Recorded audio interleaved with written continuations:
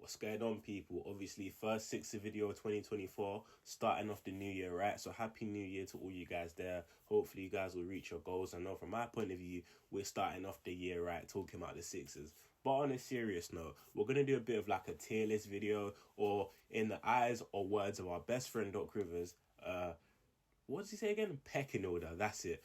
And why am I going to do that? Well, obviously, today's January 1st, and the aggregate restrictions on guys like Robert Covington, KJ Martin, Marcus Morris Sr. are lifted, meaning that if we wish to trade them, Daryl can do so now because they're eligible to be traded. So that got me thinking, looking at this current roster, if there were to be moves to be made, what guys are untouchable, which is this section up here, which guys are unlikely to be moved, which guys are 50-50, meaning meh, you might get thrown into a trade, and which guys are expendable, meaning that if a trade happens, you're either going to be the centerpiece or you're just going to be thrown part, and it doesn't really kill us too much if we lose them in a trade.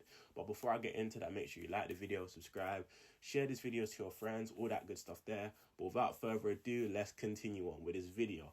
So should we just start off with the obvious? Untouchable. I know, right? Who could have guessed? Joel Embiid is obviously untouchable. He's not going anywhere. The MVP of the league. Don't have to say too much there. Another one who is clearly untouchable, Tyrese Maxey. Again, all NBA season this year, he's not getting moved anywhere. Now, moving on to a guy like Patrick Beverley. This is in no order at all, so I'm just going to be going through whatever guy I see on the screen. Again, I put him on the unlikely part, mainly because I feel like Pat Bev's a guy who's shown unlikely. Mainly because I feel like Pat Bev's a guy who's been so good for this team. You can see the impact he's having on the roster, rubbing off on Joel Embiid and his leadership. Like, he might be on a minimum contract, but he's not really going to be a guy you're going to look to trade. So if he gets thrown in the trade, I'll be surprised by it, but I will put it on more of the unlikely scale because there's other lower contracts, like minimum contracts you can throw into a deal, and I believe Patrick Beverley is an integral part of this team cultural-wise. Going on to Mo Bamba. Again, he's been getting more minutes recently, and I feel like he has shown to Nick Nurse that, let's say an injury happens, he can be a serviceable big man, obviously space on the floor. He's shown some ability protecting the rim as well, but he's a guy who I will put in the expendable list more because, like, if you lose Mo Bamba in the deal, oh well, but he has shown he can be good, but at the end of the day, he's just Mo Bamba. He's nothing special. Moving on to Robert Covington. Now, I'm going to talk about this more later on in the video, but I will put him in the 50-50 section, mainly because I love Rocco as a player. However, when it comes down to Nick Nurse and how he sees Rocco, he's been a bit iffy with his minutes, meaning that it's kind of been, at first, he leaned towards more Rocco, then it moved towards Marcus Morris. Now, D House is stealing a lot of Robert Covington's minutes, so you're seeing him get a bit more DMPs. So it's leading me to believe, does Nick Nurse value Robert Covington that much? I don't know. And if a trade were to happen, in my opinion, that was for a Caruso, Zach LaVine, some of them names getting thrown out, it will likely be one of Marcus Morris and Robert Covington getting shipped out. So I'll touch on that later on in the video. Jaden Springer. Again, if a star was available, teams will be looking for that next young piece on our team, which is considered valuable that we could trade. Jaden Springer will be that.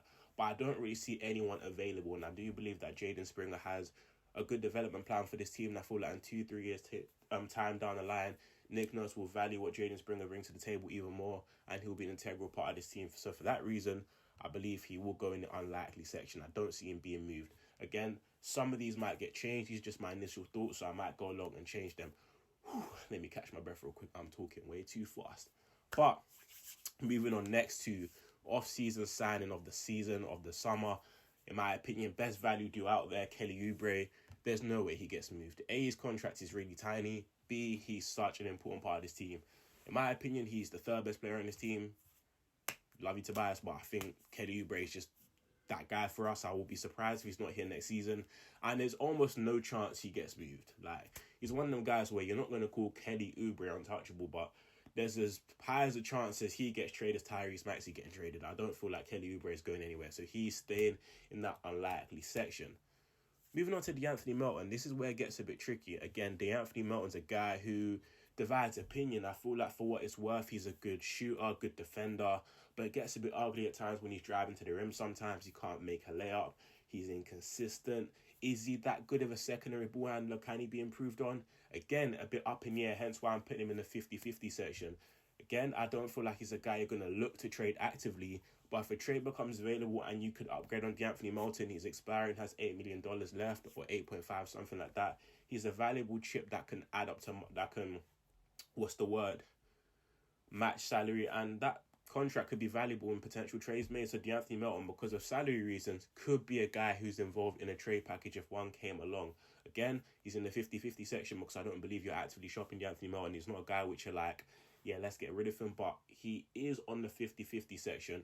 But I'm going to keep him to the far left because he's 50-50 close to the unlikely section. Do you get what I'm trying to say? So let's actually put this in order. Something like that. Cool. If we was put this in orders like this.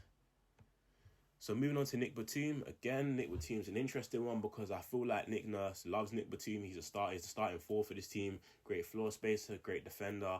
Obviously, he goes on his disappearances sometimes with personal reasons, the injury. But on a serious note now, Nick Batum's not going anywhere. He's staying in the unlikely section. He's been one of the biggest addition in that James Harden deal. And Nick Nurse is showing how big of a kind of guy he is for this team and how big he's going to be in this rotation going forward. Tobias Harris. I got to think about this one, but I'm going to put him in 50-50 right now. Mainly because you hear Nick Nurse, you hear Daryl talk about how important Tobias Harris is. You can tell Daryl and Tobias have a good bond on that side, like outside the... What am I talking about? You can tell him and Daryl get along, and you see Daryl definitely does value Tobias Harris maybe a lot higher than others around the league. But it's one of those ones where these rumors aren't coming out of thin air. When you're hearing Zach LaVine rumors, not saying we're going to go after Zach LaVine, it's going to probably take it to Tobias Harris. Meaning that if they do feel they need to go out for that third star in air quotes, which I don't believe they need to do, Tobias is going to be the contract which is shipped out. So he's on 50-50 because, not saying you want to trade him, but if an upgrade becomes available who's that good that can be on the level of Tyrese and Joel Embiid at times, it's going to take a contract like Tobias Harris to make that happen. So for that reason, he's on 50-50. He is wildly inconsistent, but when he's on his day, Tobias is still a very serviceable third, fourth option on this team. And it's a guy who I feel like has a lot to add, but for the reasons I stated earlier, he has to be on the 50-50 section. So, yeah.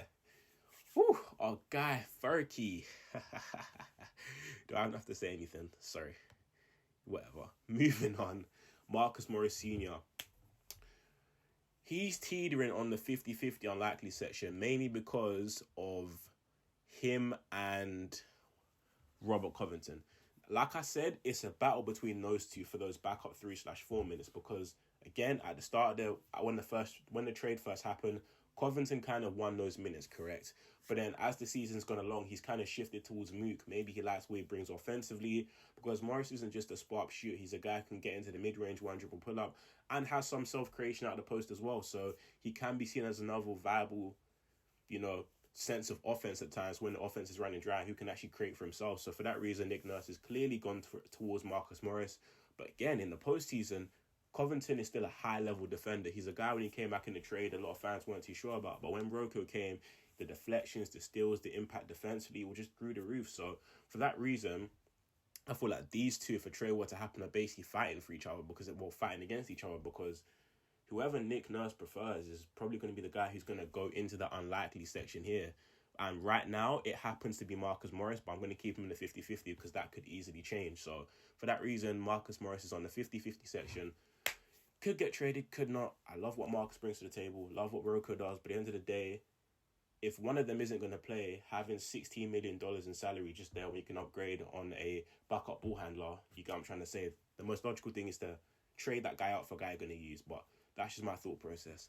Again, Paul Reed, solid backup center. They have a lot of fans out there screaming, oh, maybe Mo Bamba should get more looks at the backup five because he brings another element, space in the floor, more size. But at the end of the day, I don't really see a world where B-Ball Paul's traded. Plus, with his contract, he has veto power to literally say, I don't want to go there because of how his trade was constructed and that stupid poison pill contract from Danny Ainge. So for that reason, he's on the unlikely. I'll put him on untouchable for that one reason there because he literally can't be traded. Like, he can literally say no if he gets traded.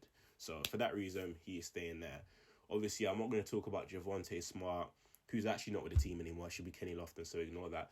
Turk, Ricky Council, because they are on two-way contracts. But on the Daniel House side of things, again, he has good spurts sometimes, energy guy, and garbage time he provides some cool moments, but he's expendable, let's be so honest. If a trade happens, these are the type of guys that get thrown into a trade at the end to make salary work. So cool.